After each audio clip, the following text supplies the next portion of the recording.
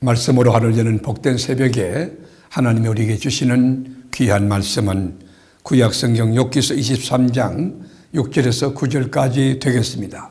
온라인에 동참하는 여러분도 다 함께 성경을 펴주시고 같이 말씀 속으로 들어가 보실까요? 그가 큰 권능을 가지시고 나와 더불어 다투시겠느냐? 아니로다.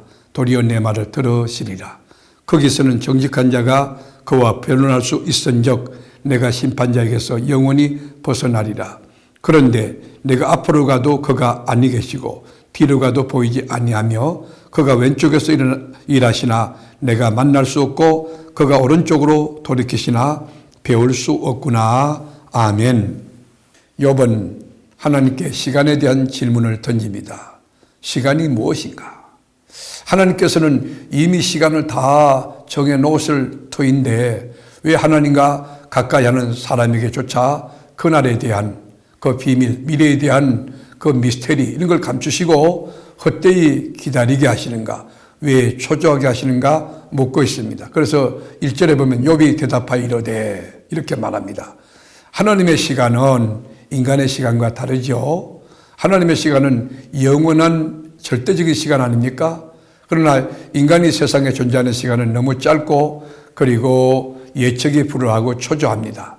어떤 곤충은 보면 아침에 태어나서 오후에 결혼하고 또 번식하고 저녁에 죽습니다. 우리 인생도 하나님의 영원한 시간 관점에서 보면 마치 하루살이와 같고 곤충과 같은 거 아니겠습니까? 하나님이 하시는 일을 인간이 이해할 수 없다고 해서 하나님이 하시는 일을 불의하다고 말할 수 없고 하나님이 아니 계신다고 이야기할 수 없는 것입니다. 다만 우리가 이해할 수 없는 것뿐입니다. 욥의 친구들이 인간부의 논리에 갇혀서 욥을 공격할 때에 욥은 알 수 없는 고통을 당하는 사람들에 대해서 관심을 갖게 됩니다. 욥은 자신의 고통을 통해서 고난을 당하는 사람들을 새롭게 보게 됩니다. 이해할 수 없는 현실 속에 다른 이들의 고통까지 끌어안고 고뇌하면서 하나님을 향하여 묻고 있습니다. 바울은 자신의 극한 고난을 당한 것은 하나님이 주시는 위로로서 다른 사람을 위로하게 하시기 위함이라고 고백했습니다. 우리가 고린도후서 1장 4절에 보면 우리의 모든 환난 중에서 우리를 위로하사 우리로 하여금 하나님께 받는 위로로서 모든 환난 중에 있는 자들을 능히 위로하게 하시는 이시로다. 여러분, 욥이 당한 극한 그 시련, 연단, 이 풀무불 같은 그런 숱한 사건들, 여러분 그 문제를 뛰어넘고 신앙으로 극복한 욥은 얼마나 많은 이야기를 할 수 있을까요? 그의 신앙관 세계관은 넓어졌을 겁니다. 이게 굶주리며 가난하게 사는 사람은 하나님께 죄를 지은 사람이고 세상에서 번영하는 사람은 하나님께 의를 행하는 사람이라고 하는 이 엘리바스의 주장은 미국에서 건너온 번영신학과 신학을 일치합니다.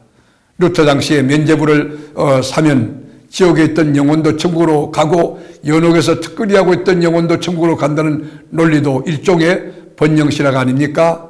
이 복을 비는 것, 블레싱, 이것을 문제 삼는 것은 아닙니다. 복을 비는 것, 주님의 이름으로, 그리고 하나님 앞에 우리 성도들이 연약한 자를 위해서 이 복을 비는 것은 굉장히 귀한 것입니다. 왕 같은 제사장들로서 마땅히 해야 될 제사장의 특권이기도 한 것이죠. 그런데 문제는 그 복이 어떤 복이냐 하는 것입니다. 그리고 어떤 대상에게 그 복을 구하느냐, 이것이 중요한 건 아닙니까?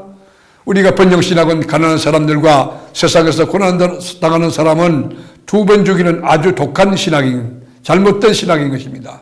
욥은 자신이 극한의 고난을 당하고 있으므로 이런 논리에 동의하지 않았습니다. 그리고 이 땅에 가난하고 연약한 사람들의 고통을 당하는 것은 죄를 지었기 때문이 아니라 세상에서 일정 부분은 번영하는 사람들의 탐욕 때문이라는 것도 암시해주고 있습니다. 자본주의의 종말에 대한 이야기가 심심치 않게 나오고 있습니다. 세계 곳곳에서 자본주의의 폐해, 폐단이 드러나고 있습니다. 그리고 그 붕괴도 이제 시작되고 있습니다. 욥기서 오늘 2절과 12절에 보면 무지한 사람들의 고난, 악인에 의한 고난의 참상을 생생하게 묘사해주고 있습니다. 먹거리를 얻으려 하지만 현실은 이 먹을 것이 없는 빈들 뿐입니다. 5절 볼까요? 내게 대답하시는 말씀을 내가 알며 내게 이르시는 것을 내가 깨달으랴. 이 밥벌이 하고 사는 것, 먹고 사는 생존 문제가 너무 힘든 것이에요. 여러분, 밥벌이 때문에 인간의 품위, 인격을 포기하고 사는 사람도 많이 있습니다. 지금 우리는 경제적으로는 풍요하다고 하지만 노동시간이 세계에서 제일 많고 또 자살률도 높은 나라입니다. 사회 경험이 없는 젊은이들이 그럴듯한 직장을 잡는 것, 내 집을 가지는 것은 하늘의 별따기 같은 그런 현실이 되었습니다. 많은 이들이 아르바이트 인생으로 추락하고 있습니다. 이 상황이 바로 욥이 처한 상황, 그 시대와 같다고 생각할 수 있습니다. 욥은 질문합니다.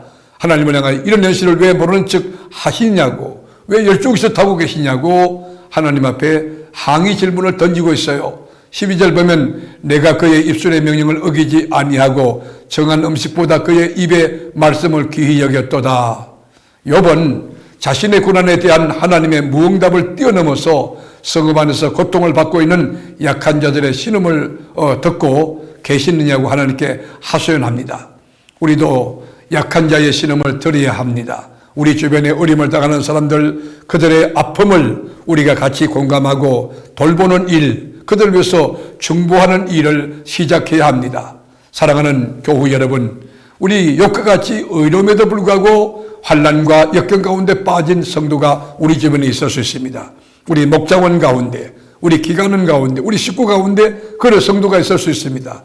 그럴 때 여러분, 정죄하거나 또 그분에게 우리가 윽박지르거나 그러지 말고 따뜻한 손을 내밀어서 얼마나 힘드시냐고, 그리고 우리 차 한잔 하실까요? 그리고 밥 한 끼 먹을까요? 이렇게 작은 예수가 되어서 여러분 살아간다면 여러분 때문에 그 연약한 영혼들이 새 힘을 얻고 벌떡 일어나서 용기 있게 어려움을 극복하고 승리하는 그런 역사가 일어나게 될 줄로 믿습니다. 모쪼록 여러분은 남은 생에 작은 예수로 사는 일에 전력을 다하고 힘을 다하여 우리 생이 끝나면 주님 나라에서 상급과 멸류관을 받는 복되고 귀한 교우들이 될 수 있기를 주님의 이름으로 축복합니다. 기도하겠습니다. 주님, 짧게 사는 인생에 너무 수수께끼 미스테리가 많아서 의문이 들고 하나님 왜 열중서 타고 계세요? 왜 침묵하십니까? 이제 나타나셔야죠. 이제 도와주세요. 그럴 때가 있습니다. 주님, 우리 주변 가운데 우리 연약한 이웃들, 어려움 당하고 있는 우리 이웃들의 고통을 생각합니다. 그들을 어려움에서 건져주시고 우리와 같이 하나님 찬송하며 믿음으로 이겨나갈 수 있는 능력과 힘을 부어 주옵소서. 오늘도 순례길에 주님이 동행해 주심에 감사하고 모든 것의 주인 되신 나의 구주 예수님의 이름으로 기도드립니다. 아멘.